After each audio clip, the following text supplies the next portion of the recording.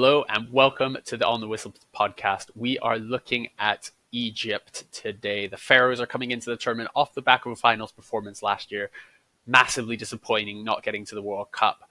But suddenly things are starting to look up again. This is an Egypt team that is starting to play some proper football. Joining us to talk about the Pharaohs and their chances at the AFCON is the Guardian's very own Yara El-Shaboury. Yara, who was a big part of our coverage of last year's AFCON, joined us pretty much every day for our Twitter spaces to discuss what ended up being a brilliant run from Egypt to the 2021 final. Joins us again to discuss why this Egypt team might actually look a touch better than the team that made it to the final a couple of years ago. Enjoy. Yara, it is so good to see you back on the podcast. I'm trying to think the last time we had you on the podcast probably was the last AFCON, actually, talking about on our Twitter spaces, talking about how Egypt were doing. And we had you on a lot and speaking to you a lot, along with Yosef and some of the other guys, speaking a lot about Egypt, because Egypt, against all the odds at the last AFCON, did so well to get to the final. We were just speaking about it before we started recording, about how ludicrous that last AFCON was from an Egyptian perspective. I mean, before we get into how you guys are going to look at this tournament, what are your kind of presiding memories, core memories of 2 years ago in Cameroon? I think my core memories are just sheer disbelief after every full-time whistle and just thinking to myself, what just happened and how did we just win this game? Because that's really kind of what the narrative was last time Egypt was playing at AFCON. We played very poorly for most of the tournament. We still managed to win a bunch of games, undeservedly probably. And it was just a mess from a bunch of different angles. That's what I would call it. Absolutely. I mean, as I said to you, I'll go through all the results of the last AFCON. Egypt were in a group with Nigeria, Guinea-Bissau, and Sudan. Lost 1-0 to Nigeria, beat Guinea-Bissau 1-0, beat Sudan 1-0, beat Ivory Coast on penalties after a 0-0 draw, beat Morocco 2-1 after a 1-1 draw in normal time, drew 0-0 with Cameroon in the semi-final and won on penalties, and then drew 0-0 with Senegal in the final and lost on penalties. I mean, that was the most attritional tournament performance in the history of tournament performances. And I think for me, the presiding memory is Carlos Queiroz in the stands on his did he have earphones in, talking because he had been sent off, and reading his tweets after every game, like galvanizing the entire Egyptian nation into believing that the world was against you and that you were somehow going to win. And you nearly did it in this kind of most brilliant fashion, because of course at that AFCON, like you said, Egypt did not play well. You were not a good team coming into it. You were not looking good coming into it. And then you managed, I think Carlos Queiroz only came in right before the tournament, and you ground your way through all these results. Of course, that was 2 years ago. We have moved on since then, or at least a lot of us have. Maybe not. We'll find out. But Egypt now under Rui Vitória, who's the head coach, and on the surface of things, I'm looking at your results. I'm looking at your form coming into it. Your 10 games in 2022, you only lost to Tunisia in a friendly, 8 wins, 1 draw, 1 loss. How does it feel coming into this tournament? After looking back at that crazy tournament 2 years ago? It's weird. I think I'm a little bit of a pessimist fan. And obviously, like you just said, our results have been good, which is very unlike what our results were leading up to the tournament 2 years ago. But still, when I'm watching our performances, I just think to myself, have we actually improved? Have we improved? And for me, to be honest, the answer is not much. Because I just don't think that there still is any kind of real strong identity in this team. There's a lot of like mishmash. A lot of players kind of do underperform with the national team, which I think a lot of national teams struggle with. But I think with Egypt, it is very prevalent. And yeah, those are kind of my pre-tournament thoughts. And it is interesting because one of the things that we, has kind of come up in some of these interviews I've done and these previews that we're doing ahead of the AFCON is the idea that, teams coming into tournaments, in cycles, and it's kind of, you have these teams that are in transition, you have teams that are at the beginning of a cycle, you have teams that are at the end, and it seems that a lot of the big countries coming into this tournament are kind of in transition cycles. Like Senegal, you have some of the older guard looking as sharp, Mane, Kouyaté, Mendy, Koulibaly, they're all moving on a bit in their age, and you have this young generation coming through. Same with Ivory Coast, you have, the couple older guys like Sebastien Haller and players like that coming through. And then you have this young, really exciting core of players like Diomande, Diakite, Karim Konate. And a lot of these countries seem to be like they're trying to kind of move into this new era of younger attacking talent. But when I look at this Egypt team, and I look at, your team that started your last match, I wouldn't have been surprised if that was the exact same starting lineup that played in the final in 2021 in the AFCON. Obviously, you don't have the legendary Gabaski in goal. You're back to Mohamed El-Shenawi. But again, that's because El-Shenawi, one of the most, consistent and best goalkeepers on the continent, was injured. Is there a sense that this is just the exact same team that has been playing for the last 3 years? And is that a good thing, or is it a sense that actually we need to move on? Where is the next generation? Yeah, it's interesting that you say that, because I think Egypt have been in transition, and I say that in quotes, for about 10 years now. That's how it feels, at least as a fan, that we really seem to be struggling with developing players. And obviously, we could have a whole podcast discussing, youth development in Egypt and in the Egyptian league and why it's struggling. But it really feels like Egypt have just been in transition for so long. There's like I said before, just a mishmash of older players, some youngsters who are still, they haven't shown really that they can kind of step up and prove what they're worth. So, I mean, you're right. Like when we look at the midfield, for example, especially for me, because I've always said that Egypt struggles in the last AFCON really came down to their midfield. Um, Someone like El Neni or Hani or Fethi, these players, it's just like such a weird dynamic because they've just been around for so long, and you would hope that at least they bring some sort of guidance or experience in that, which I'm sure they do, but it's just there's not an improvement because of it, which is weird to say. So yeah, Egypt has been in transition for about a decade. Yeah, absolutely. And I guess in some senses it kind of makes sense, right? Because most countries, they go through transitions because you have a time when you've peaked, you've been a bit successful over a period of 2 or 3 years, and then you have to reset and kind of recycle. Whereas Egypt, you had one of the most dominant phases of football in any continent ever, in the mid 2000s and late 2000s, that it is inevitably going to take so long. But then it's also so funny because you're in this time of transition. It feels like Egypt is struggling with the player output, bringing through, aside from Salah, we've had a lot of these kind of failed exciting players. I think of like Trezeguet, who's actually come back into the team and done all right, but felt like he was going to kick on and he never did. Players like that. But at the same time, you've still been to 2 finals in the last 3 editions of the tournament. You've been so close to lifting it on both occasions. We're really unlucky against Cameroon, in 2017. And then obviously this last one against Senegal was heartbreak. Obviously, you're then on the verge of the World Cup, losing to Senegal in that ridiculous fashion.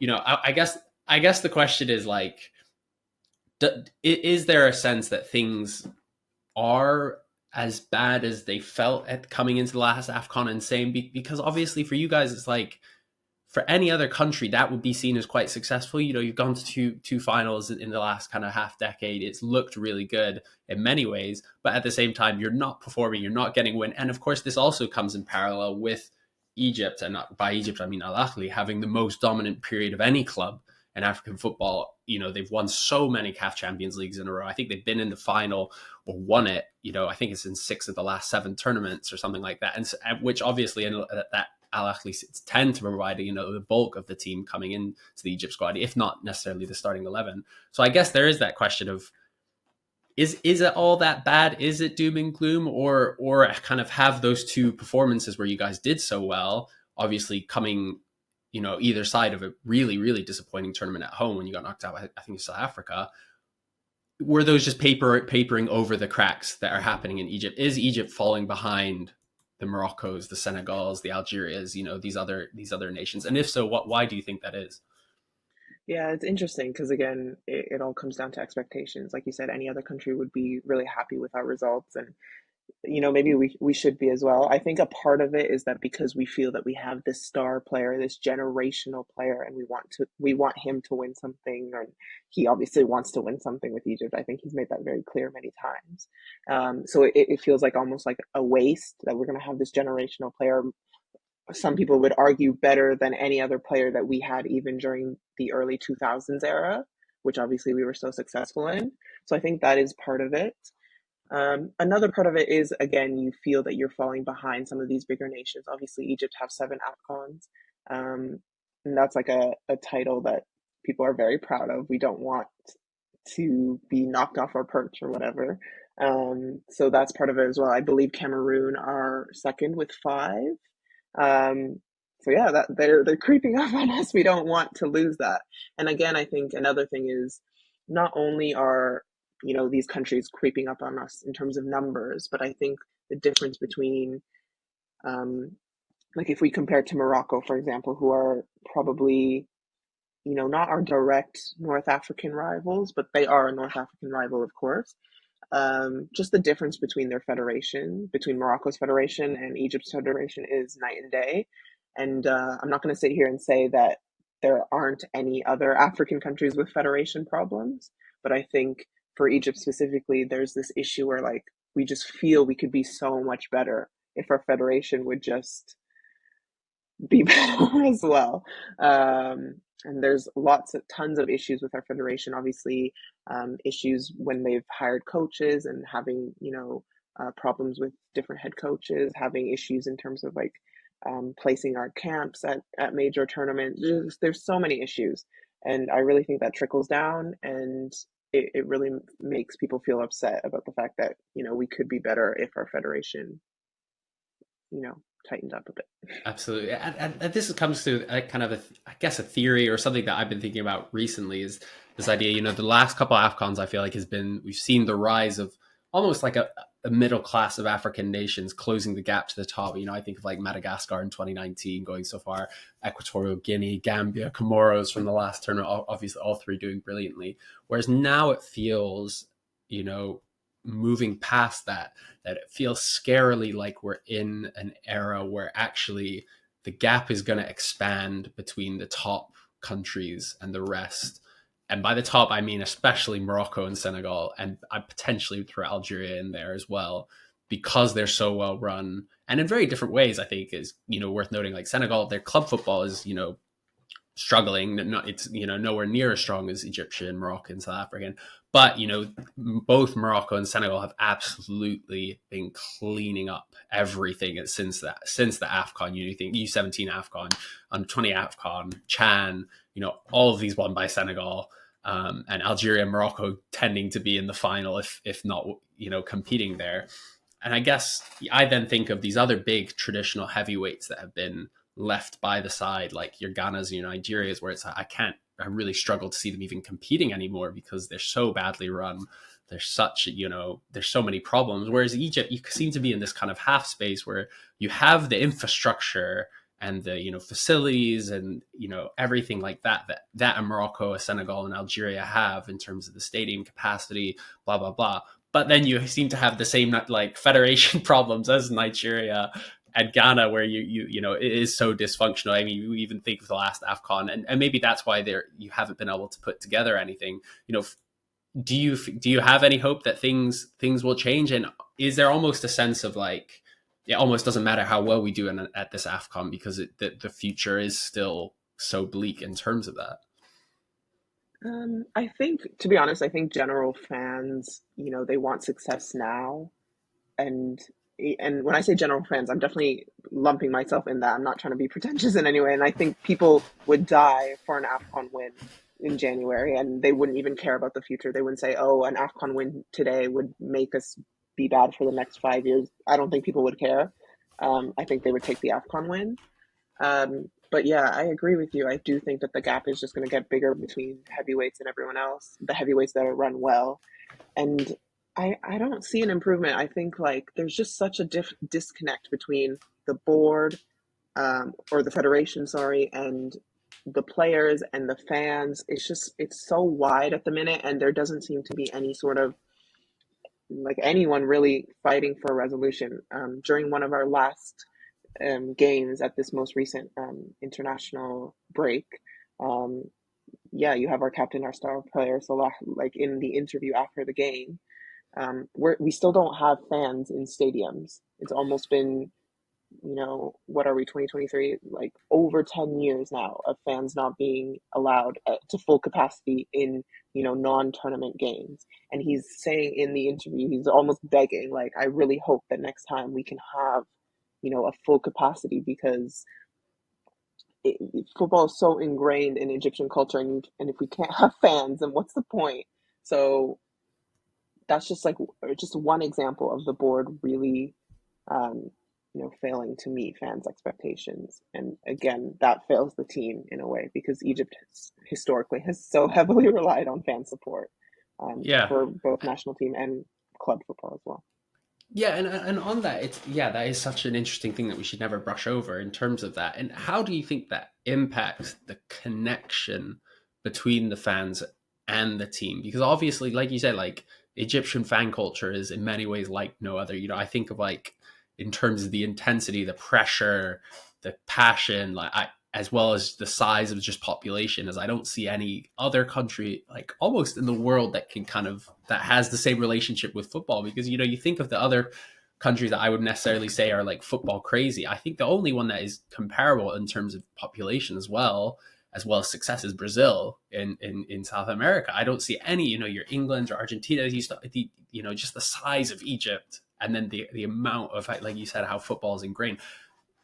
How does that impact the relationship with players? Because obviously Salah, famously in this country, is seen as someone who's quite, despite his superstar status, is seen as quite standoffish. He's not really engaged with like the wider public. He's not seen as, as being, I guess, one of the people, because he's just kind of almost seen as one of these kind of football robots who's just taking care of his body, recover, rest. Is there still that same sense in Egypt of that disconnect between the fans and the players, or is it kind of seen slightly differently, both for Salah but also the rest of the team? Because of course Egypt has so many domestically based players.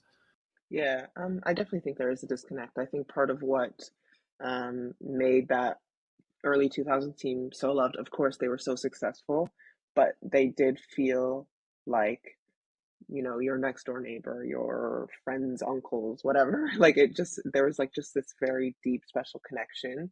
Um, and you hear people all the time talking about how they have personal stories with so many of the different players from those years. And I think that's also just like an evolution of our world today. Like I wouldn't say that this is just specific to the Egypt national team, like just with social media, with people, having less respect for boundaries and privacy and things like that. I don't blame anyone for being more private, especially someone who's very famous and successful. But just the idea that there's no fans, of course, it prevents that connection.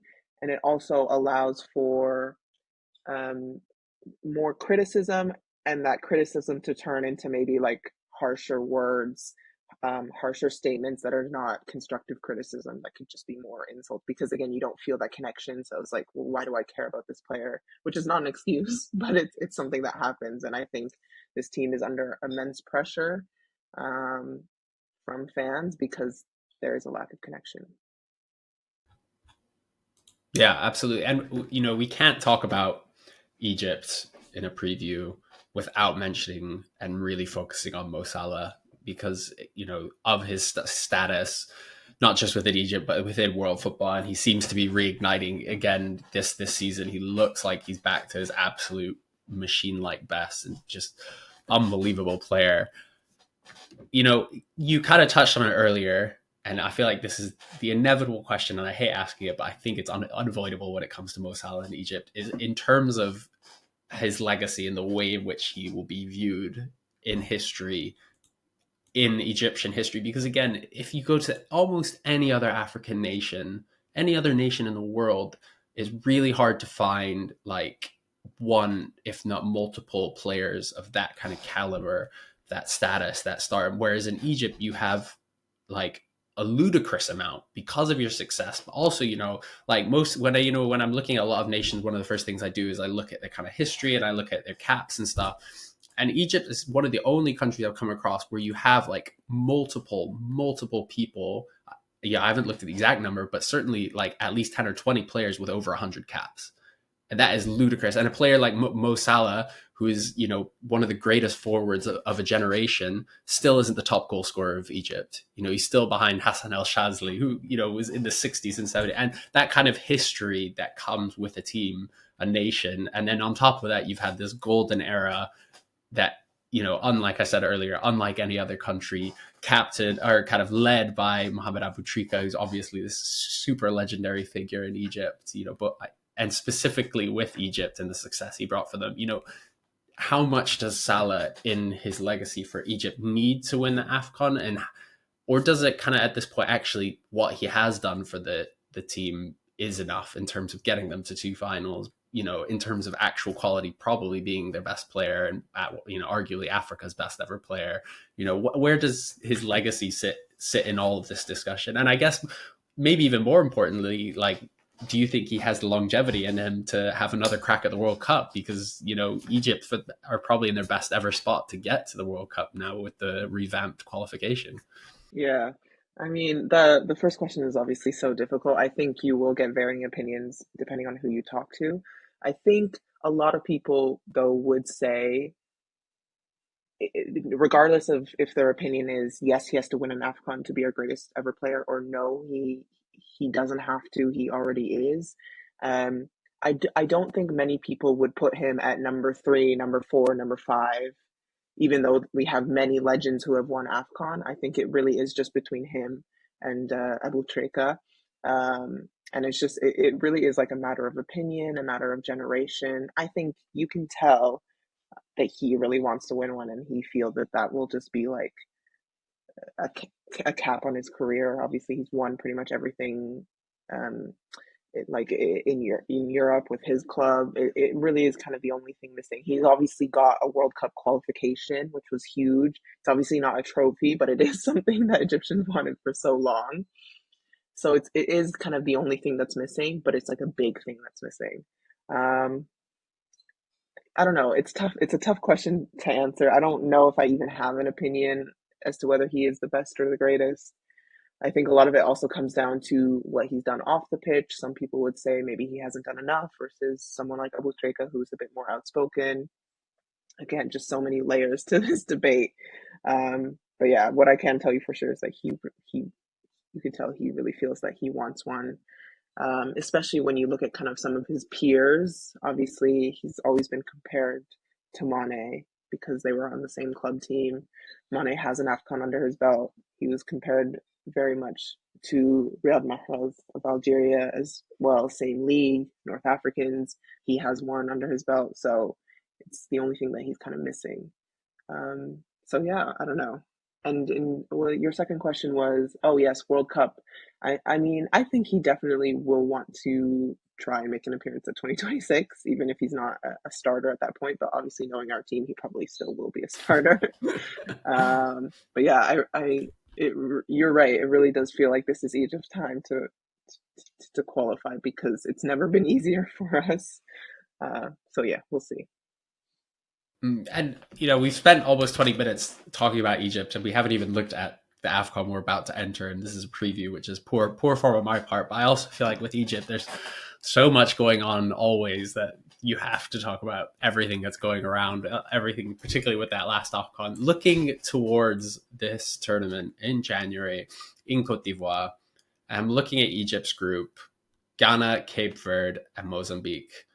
Obviously, you've got the first game against Mozambique. You're not playing Ghana until the second game, but this is one of the weakest Ghanas we've seen, in a very, very long time.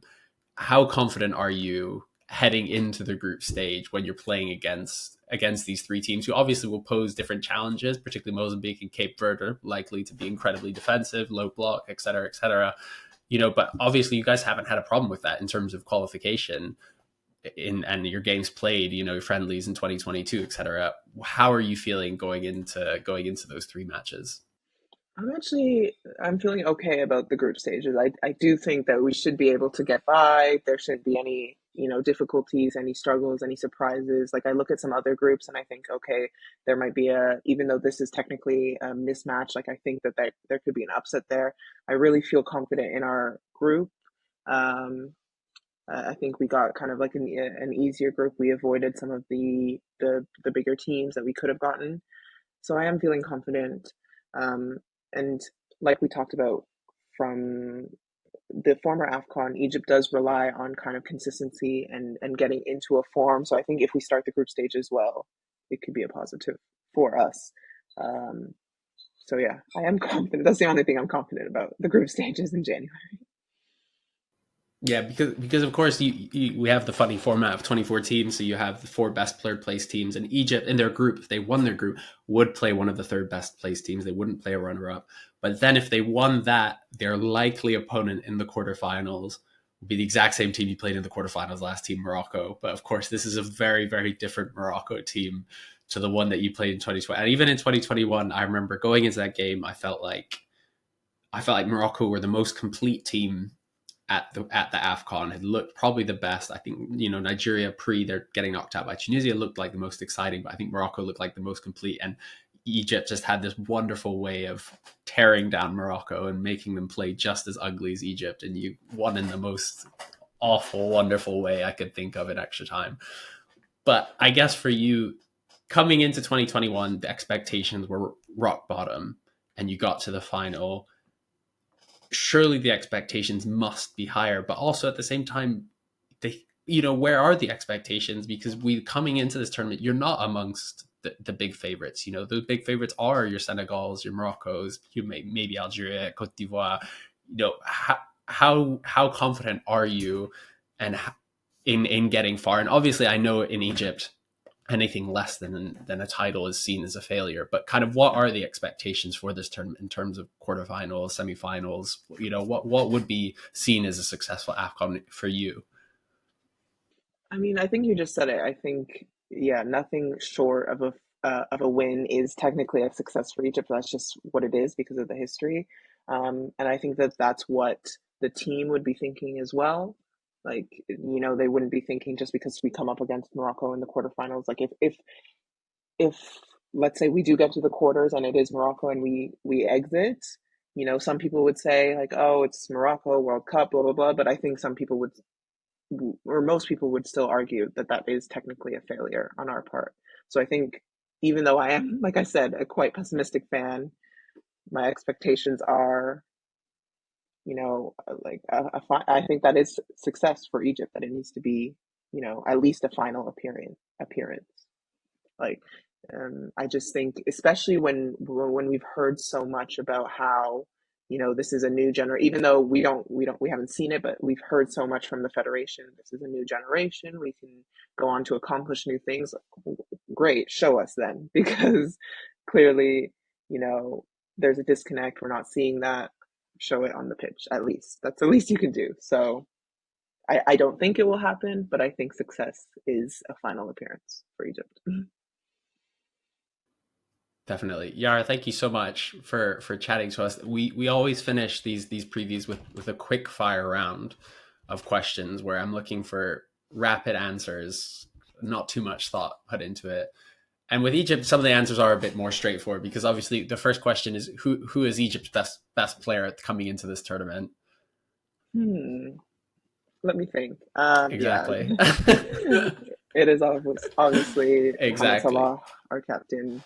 Mhm. Yeah, hopefully he can lead us to glory.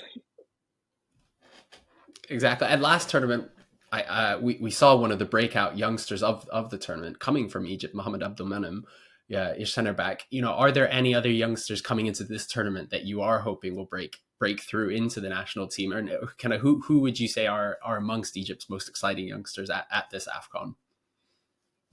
I was just looking up his age right now because I don't know if he's technically considered a youngster. I'm gonna say Omar Marmoush. He's 24. I don't know if you're gonna count that as a youngster in your eyes We'll or allow it. We'll allow it. yeah. Marmoush is obviously, he's not like a stranger to the national team or anything like that, but he He's obviously playing for Frankfurt at the minute, and he's in great form. And it was interesting. Our head coach was talking. I'm sorry, this was supposed to be a rapid fire round, but I'm giving you a full fledged No, answer it's here. fine. It's good. But yeah, it was interesting because our head coach was talking recently in a press conference, and he listed Marmoush among strikers, which is obviously he's not a striker, he is a winger. But I think that shows that the expectation is that he will be involved with goal scoring. Egypt have struggled with strikers since the beginning of time, it seems like.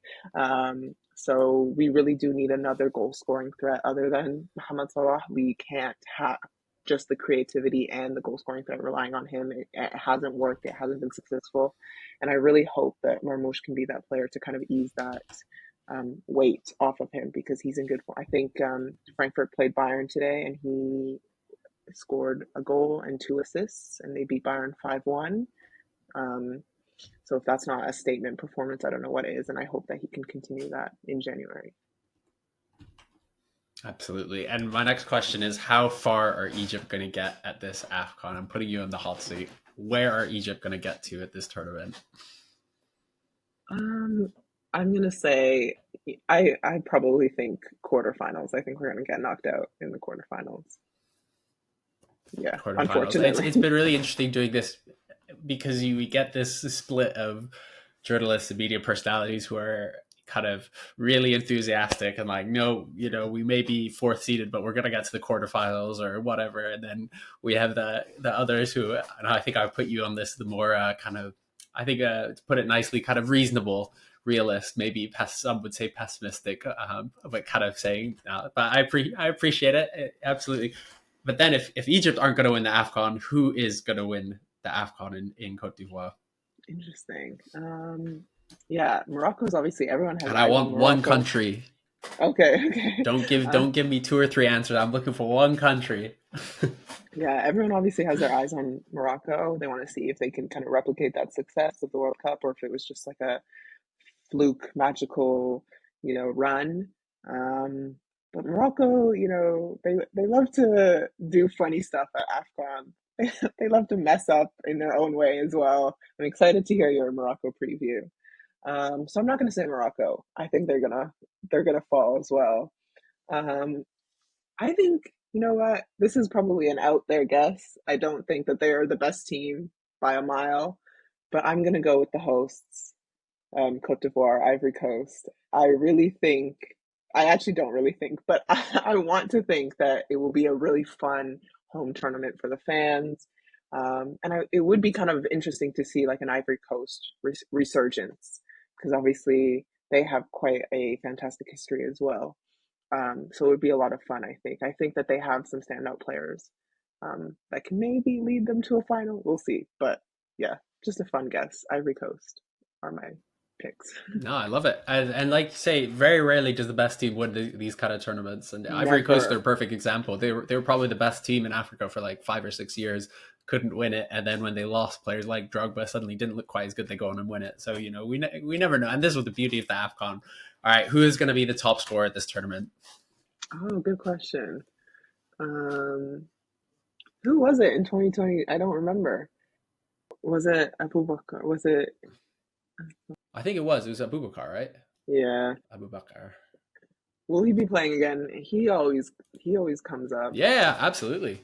Yeah, I think it will be him. Obviously, we talked a lot about Salah, and as much as he is a goal scoring threat, I think Egypt just love their low scoring games. So yeah, I don't think he's going to be up there. Yeah. Yeah, he's in the wrong team if he wants to be scoring lots of goals. Exactly. All right, and then my final question. Vincent Abubakar will be the top goal scorer, but who's going to be the player of the tournament? Omar Marmoush. I believe. Okay. I believe. Now you're coming out with the relentless optimism. All right. Yeah, I believe. Amazing. Yara, I believe. I love to hear it. Yara, thank you so much for joining us once again. we look forward to getting more of your expertise, your cynicism, as well as your hopeless optimism when we're out in Cote d'Ivoire and watching Egypt, hopefully not crashing out in the quarterfinals against Morocco. But I guess we'll have to wait and find out. Yara, thank you so much for joining us on the Whistle podcast. No problem. Thank you for having me.